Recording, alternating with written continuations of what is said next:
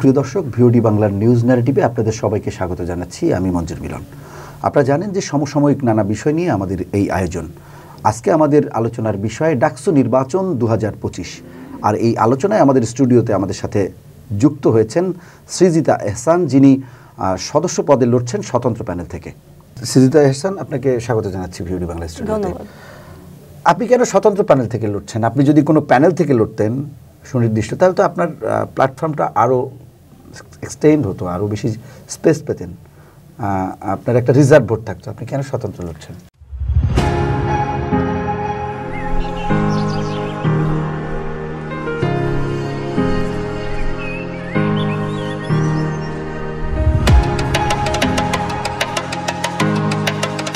স্বতন্ত্র থেকে লড়ছে কারণ সব প্যানেলেরই দেখা যায় কিছু সাপোর্টার আছে, আবার কিছু বিপক্ষে লোকও আছে। তো স্বতন্ত্র থেকে দাঁড়ানোর সুবিধা হচ্ছে যে আমি সেই প্যানেলের দলাদলির মধ্যে যাচ্ছি না। তো সেখান থেকে আমি একটা ব্রিদিং স্পেস পাচ্ছি, সব ধরনের মানুষের কাছ থেকে একটা অ্যাক্সেস পাচ্ছি এবং একটা ভোট, মানে একটা ভার্সেটাইল ভোট পাওয়ার। ধন্যবাদ। মানে একটা সুবিধা নেওয়ার চেষ্টা করছেন, যেখানে রাজনৈতিক দলগুলোর প্ল্যাটফর্মের তো পরীক্ষিত একটা শক্তি, নানান সমালোচনা আলোচনা আছে তাদের নিয়ে, অনেক নেগেটিভ পজিটিভ দিক আছে, যে কারণে আপনি চাইছেন যে একটু সাদা জায়গায়, পরিচ্ছন্ন জায়গায় থেকে একটা প্ল্যাটফর্মে থেকে নির্বাচন করলে হয়তো আপনার অবস্থানটা আরও ভালো হবে। যাই হোক, আপনি নির্বাচন করছেন, আপনি এই তারুণ্যের অহংকার, এই তরুণ প্রজন্ম, আগে কিন্তু আমরা দেখিনি যে এরকম স্বতন্ত্র প্ল্যাটফর্ম থেকে আসলে মানুষ আগ্রহী হচ্ছে। বিভিন্ন, আমরা ঢাকা ইউনিভার্সিটির ডাকসু নির্বাচন আগেও দেখেছি 2019 সালে, তখনও কিন্তু এরকম তরুণদের এত বেশি ইনভলভমেন্ট ছিল না। যারা লেখাপড়ায় ভালো কিংবা একটু পরিচ্ছন্ন চিন্তা করে তারা আসতো না। আপনি আসলে এই মুহূর্তে আসলে কোন চিন্তা থেকে মনে করেছেন যে ডাকসুতে আমার যেতে হবে বা আমি যেতে চাই? আসলে আমরা যদি বিগত কয়েকটা ডাকসুর চিত্র দেখি তাহলে দেখা যায়, আমি শেষ ডাকসু উদাহরণ হিসেবে ব্যবহার করতে চাই, যে 2019 সালে যে ডাকসুটা হয়েছিল তখন ছিল হচ্ছে আওয়ামী লীগের টাইম। তো দেখা যেত তখন দলীয় ওই ছাত্রলীগের বেশ একটা প্রভাব ছিল ক্যাম্পাসে, যার কারণে হচ্ছে সবাই ওই স্বাচ্ছন্দ্যভাবে ওই অংশগ্রহণের সুযোগটা পেত না। এই 2024-এর 5ই আগস্টের পর থেকে জেনজি প্রজন্ম যাকে বলে, তো আমরা দেখা যায় যে আমরা আমাদের মত অনুযায়ী কিংবা নিজের কমফোর্ট স্পেস অনুযায়ী বিভিন্ন জায়গা থেকে কাজ করার সুযোগ পাচ্ছি। তো সেখান থেকে আমার মনে হলো যে যেহেতু আমি এখন 3য় বর্ষে আছি, তো আমার মনে হলো যে আমি যদি আমার সহপাঠী অগ্রজ কিংবা অনুজদের জন্য নিজের জায়গা থেকে কিছু করে যেতে পারি, তাহলে আমার মনে হয় যে আমার এই ঢাকা বিশ্ববিদ্যালয়ের পথযাত্রাটা সফল হবে। ধন্যবাদ। কারণ এটি অবশ্যই একটি ইতিবাচক চিন্তা, কারণ সেই চিন্তার যে সুযোগটা সেটি অবশ্যই 5 আগস্ট আমাদেরকে করে দিয়েছে। এই জন্য আসলে আবারও আমরা সেই শিক্ষার্থীদেরকে সেই আন্দোলনের কৃতজ্ঞতা প্রকাশ করছি। যাই হোক, আপনি তো প্রচারণা শুরু করে দিয়েছেন, কি মনে হচ্ছে শিক্ষার্থীদের অ্যাপ্রোচে? কি মনে হচ্ছে যে আপনাকে তারা বেছে নেবে? শিক্ষার্থীদের মধ্যে আসলে একটা মিশ্র প্রতিক্রিয়া লক্ষ্য করা যাচ্ছে। যেহেতু প্যানেলের একটা প্রভাব আমরা দেখতে পাই, সেহেতু সব প্যানেলেরই একটা ফিক্স ভোট থাকে আমরা জানি। তার বাহির থেকেও কিছু বেশ, আমি যদি অনাবাসিক শিক্ষার্থীদের কথা বলি, তাহলে তাদের কিছু বিচিত্র পছন্দ আছে, কিংবা তারা এমন কাউকেই সেই পদে চাইবে যারা হচ্ছে তাদের হয়ে সরাসরি কাজ করবে। তো সেই জায়গা থেকে আমার মনে হয় আমি যথেষ্ট পজিটিভ রেসপন্স পাচ্ছি। আর আপনার মাঠের পরিবেশ কি, যেটাকে আমরা লেভেল প্লেইং ফিল্ড বলি, আসলে বেশ কিছু পাল্টা অভিযোগ আমরা দেখছি এই গত 2-3 দিন ধরে। সেখানে সেনাবাহিনীর যে বিষয়টি, সেনাবাহিনী অনেকে সাপোর্ট করছে, অনেকে সাপোর্ট করছে না। অনেক শিক্ষার্থী তারা যুক্তি দেখাচ্ছে যে আসলে ঢাকা বিশ্ববিদ্যালয়ের মতো জায়গায় আমরা সেনাবাহিনীর মুখোমুখি হতে চাই না, বা সেনাবাহিনী কেন এখানে আসতে হবে। এ বিষয়ে আপনার মত কি? আচ্ছা, এইখানে যে নিয়ম নীতি ভঙ্গের কিছু বিষয় আমি নিজেও লক্ষ্য করেছি। সেগুলো হলো যে আমাদের নির্বাচন আচরণবিধিতে পরিষ্কার উল্লেখ রয়েছে যে কোনো প্রার্থী নিজের পোস্টার কিংবা ব্যানার বিশ্ববিদ্যালয়ের কোনো দেওয়ালে টাঙাতে পারবে না, সাঁটাতে পারবে না। হ্যাঁ, কিন্তু দেখা যায় যে কিছু প্যানেলের প্রার্থী তা করার সাথে সাথেই বিশ্ববিদ্যালয় কর্তৃপক্ষ যথাযথ ব্যবস্থা গ্রহণ করে এবং তা সরিয়ে ফেলে। অর্থাৎ নির্বাচনের পরিবেশটা এখন পর্যন্ত বেশ ভালোই রয়েছে।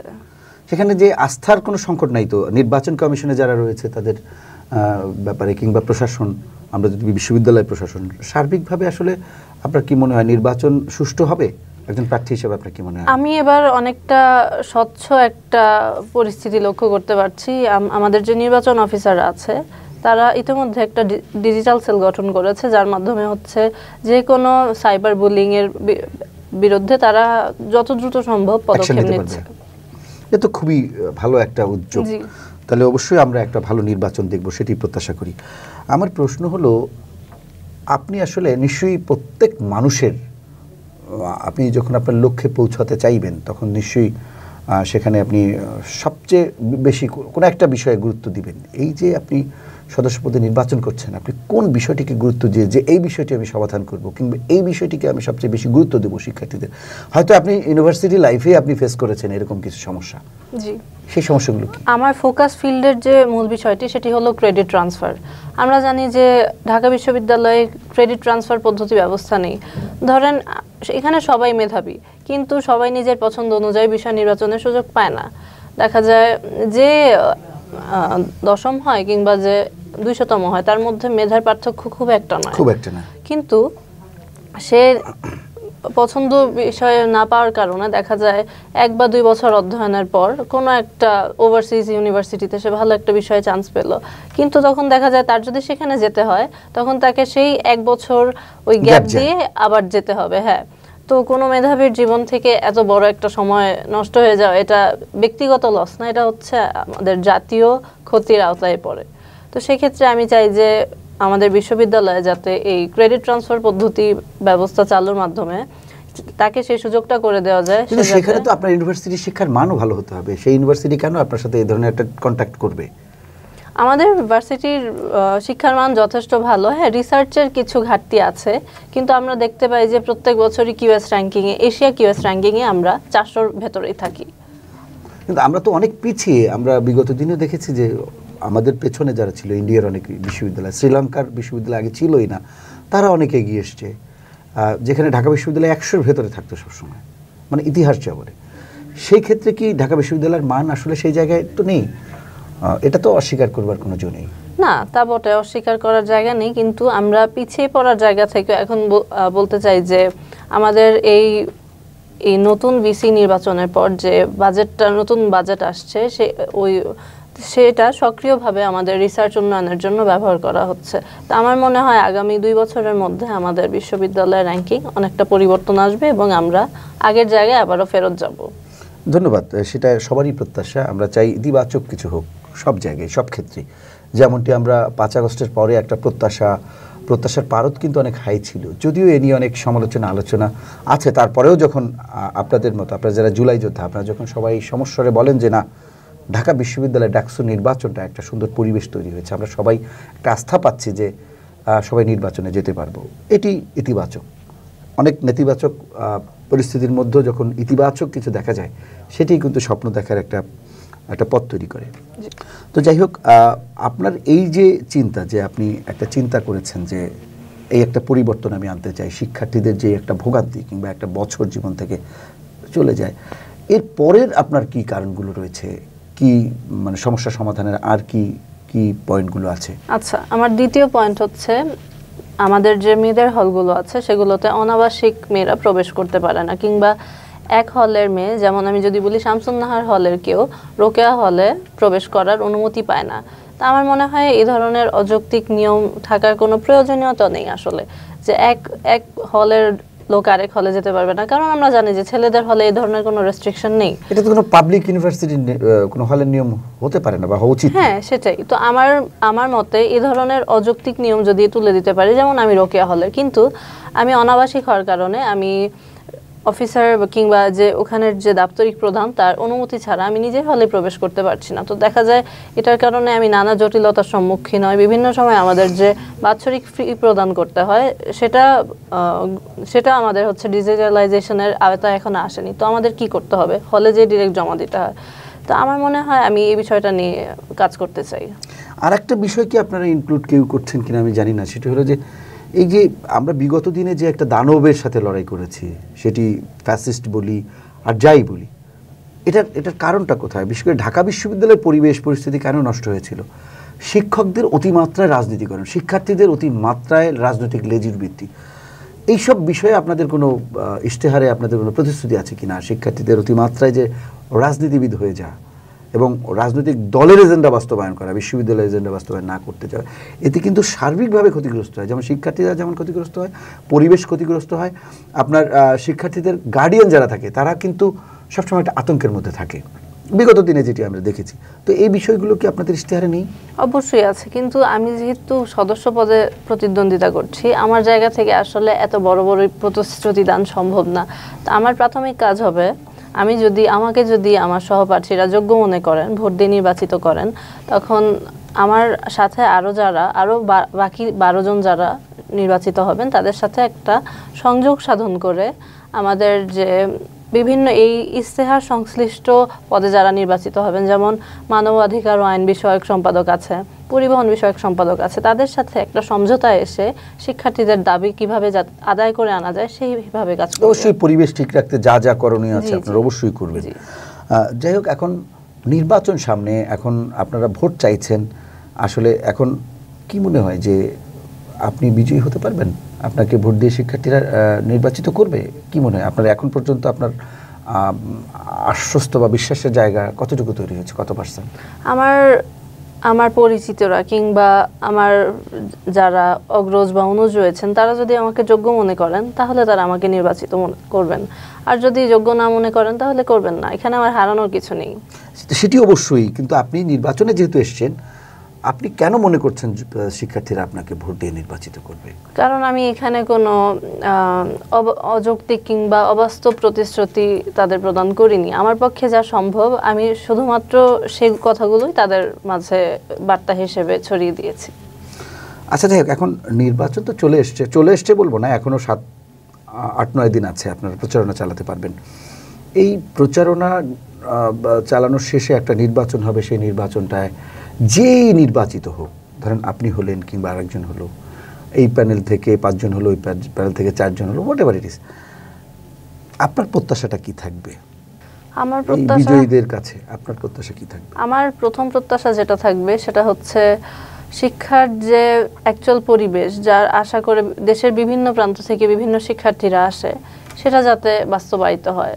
মানে এই যে রাজনীতি আর পড়াশোনার যে বিষয়টা, মানে পড়াশোনা যে কারণে বাধাগ্রস্ত হয় রাজনীতির বিভিন্ন বেড়াজালে আবদ্ধ হয়ে, সেটা যাতে সেশন জট তো আছে, আমি বলবো অনেক মেধাবী ছেলেরা কিংবা একটু অর্থনৈতিকভাবে অসচ্ছল যারা আছে, তারা দেখা যায় যে পরিস্থিতি কিংবা সুষ্ঠু পরিস্থিতির অভাবে তারা রাজনীতির সাথে জড়িয়ে পড়ে, তখন দেখা যায় যে এই দুইটা ফিল্ড একত্র হয়ে যায়। তো আমার প্রথম প্রত্যাশা থাকবে যাতে দুইটা ভিন্ন জায়গায় তারা রেখে তারা যাতে তাদের গ্র্যাজুয়েশন কমপ্লিট করতে পারে এবং কোনো মেধাবী যাতে ঝরে না পড়ে।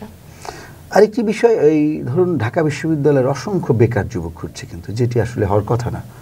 মেধাবী স্টুডেন্ট তারা যখন বেকার হয়ে ঘুরতে থাকেন চাকরির অভাবে, কিংবা আরও অনেকগুলো কারণ আছে বেকার হওয়ার, কারণ অনেকে শুধুমাত্র আপনার প্রশাসনে যেতে চায়, প্রশাসন ক্যাডার হতে চায়, কেউ আপনার মানে ক্যাডার হতে চায়, এক কথায় মানে সরকারি চাকরি কিংবা পুলিশ ক্যাডার, এরকম 2-3টি ক্যাডার আছে যেখানে ঢোকার জন্য খুব ব্যস্ত হয়ে যায়। আর কিছু আছেন যারা হয়তো যাদের ওইরকম অবস্থা থাকে না উদ্যোক্তা হওয়ার। একটা সময় ছিল ঢাকা বিশ্ববিদ্যালয় থেকে উদ্যোক্তা হতো, ঢাকা বিশ্ববিদ্যালয় থেকে শিক্ষক তৈরি হতো, প্রশাসন ক্যাডার তৈরি হতো, পুলিশ ক্যাডার তৈরি হতো, ব্যবসা বাণিজ্যের প্রত্যেকটি সেক্টরেই তাদের অবস্থান ছিল। এখন দেখুন যারাই শক্ত অবস্থানে আছে, ভালো অবস্থানে আছে, ব্যবসায়ী বলেন বা বিভিন্ন সেক্টরে, দেখবেন যে এদের ব্যাকগ্রাউন্ড ঢাকা বিশ্ববিদ্যালয়। তো এখন কেন এটি হচ্ছে না? এখন কেন এটি হচ্ছে না? এখন তাহলে পার্থক্যটি কোথায়? কি কারণ আপনার কি মনে হয়? এখানে আপনার কথাই ধার করে বলি যে আপনি কিছুক্ষণ আগে বললেন যে আমাদের কিউএস র্যাঙ্কিং আগে 100-র মধ্যে ছিল, যেটা এখন নেমে 350-র মধ্যে চলে এসেছে। তো আমার মনে হয় আমাদের যে ক্যারিয়ার ডেভেলপমেন্ট বেস যে কোর্স বা স্কিলস, ওগুলো আসলে কর্মমুখী শিক্ষাগুলো আসলে আমাদের কোর্সে ইনক্লুড করা হয় না। দেখা যায় ম্যাক্সিমাম ডিপার্টমেন্টেই আপনার সেই 10-20 বছর আগের সিলেবাসই পড়ানো হয়। ওই সিলেবাস চেঞ্জ না করানোর কারণে, কারণ এখন আমরা জানি এখন হচ্ছে ডিজিটাল যুগ, তো আমাদের মার্কেটিং কিংবা আপনার ওয়েব ডিজাইনিং, গ্রাফিক ডিজাইনিং, এইসব রিলেটেড কোর্স যদি বিভিন্ন ডিপার্টমেন্টে বাধ্যতামূলক করা যায়, তখন দেখা যাবে যে তারা অ্যাকচুয়ালি ওই খাতা কলমের স্টুডেন্ট না থেকে তারা স্কিল ডেভেলপমেন্টের সুযোগ পাচ্ছে। তখন দেখা যাবে এই বেকারত্বও কিছুটা কমে আসবে। কারণ আমরা জানি যে আমাদের দেশে প্রচুর রেমিটেন্স যোদ্ধা রয়েছে, তারা হচ্ছে ফ্রিল্যান্সিংয়ের মাধ্যমে আমাদের প্রত্যেক বছরই দেখা যায় রেমিটেন্সের প্রবৃদ্ধি বেড়েই চলছে। তো আমার মনে হয় যে এখান থেকে প্রশাসনের কিছু পদক্ষেপ নেওয়ার প্রয়োজন রয়েছে। তা আপনার কি মনে হয় যে আপনারা নির্বাচিত হলে এই বিষয়গুলো নিয়ে কাজ করা উচিত কিনা? অবশ্যই। এখানে শুধুমাত্র যে কর্মমুখী শিক্ষা তা নয়, কর্মমুখী শিক্ষার বাইরেও আপনার ডিপার্টমেন্টাল ওয়াইজ কিংবা হল বেসিস কিছু কর্মমুখী শিক্ষা তো থাকতে পারে, আপনার ডাকসুরি থাকতে পারে কিনা, যে আপনি একটা শিক্ষার্থী যখন তার ক্যারিয়ার গড়ার চেষ্টায় ব্যস্ত থাকে, তখন যখন ইউনিভার্সিটিতে অনেক অস্থিরতা থাকে, একদিকে সে পড়ার পরিস্থিতি পাচ্ছে না, পরিবেশ পাচ্ছে না, অন্যদিকে হলে গিয়েও সে সেই পরিবেশটা পাচ্ছে না, সে কোনো রাজনৈতিক একটা বেড়াজাল। সুতরাং তার মধ্যে একটা অস্থিরতা, তারপরে একটা কি বলে এটাকে, একটা হতাশা কাজ করে। এই হতাশা থেকে দেখা যায় যে সে নেশায় জড়িয়ে যেতে পারে কিংবা অন্য যে কোনো ধরনের ক্রাইমের সাথে একসময় রাজনীতিতে জড়িয়ে যেতে পারে এই হতাশা থেকে।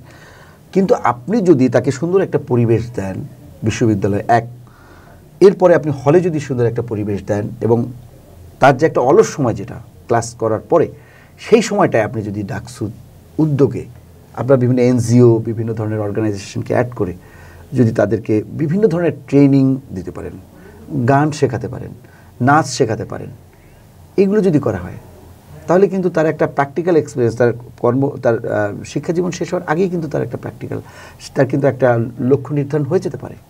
আমি আপনার সাথে সহমত। এই বিষয়গুলো আপনারা চিন্তা করছেন কিনা বা করবেন কিনা ভবিষ্যতে? জি জি, আমি আপনার সাথে সহমত পোষণ করছি। হ্যাঁ, আমরা ইতিমধ্যে দেখতে পাই যে এই ধরনের ব্যবস্থা আসলে গ্রহণ করা হয়েছে। আমরা বিভিন্ন কোম্পানি স্পন্সর পাচ্ছি, বা প্রত্যেক বছরই আসলে একটা ক্যারিয়ার ফেয়ার হয় আমাদের, যেখানে হচ্ছে বিভিন্ন মাল্টিন্যাশনাল কোম্পানি আমাদেরকে ইন্টার্নশিপের সুযোগ করে দেয়, এবং যাদের দেখা যায় এক্সট্রা কারিকুলার অ্যাক্টিভিটিস ভালো, তাদের হচ্ছে ইন্টার্ন হিসেবে নেওয়া হয়, এবং একটা সার্টেন পিরিয়ডের পর তারা হচ্ছে ওই কোম্পানিতে কিংবা আরও কাছাকাছি ভালো কোম্পানিতে জয়েন করার সুযোগ পায়। ধন্যবাদ। আমরা আলোচনার শেষ পর্যায়ে আপনি বলবেন যে নির্বাচনকে সামনে রেখে আপনার রিটার্নিং কার্যালয় অর্থাৎ নির্বাচন কমিশন, প্রশাসন, বিশ্ববিদ্যালয় প্লাস আপনার ভোটার, তাদের উদ্দেশ্যে আপনি কি বলবেন? তাদের উদ্দেশ্যে এটাই বলবো যে যেহেতু এবার আমরা অনেক বছর পর একটা স্বচ্ছ নির্বাচনের সুযোগ পেয়েছি, তারা যাতে নিজেদের জন্য কিংবা আমাদের বিশ্ববিদ্যালয়ের স্বার্থে যোগ্য প্রার্থীদের নির্বাচন করে এবং আমাদের কিউএস র্যাঙ্কিংয়ে যাতে আবার আগের যে পজিশন সেটা রিগেইন করতে সাহায্য করে।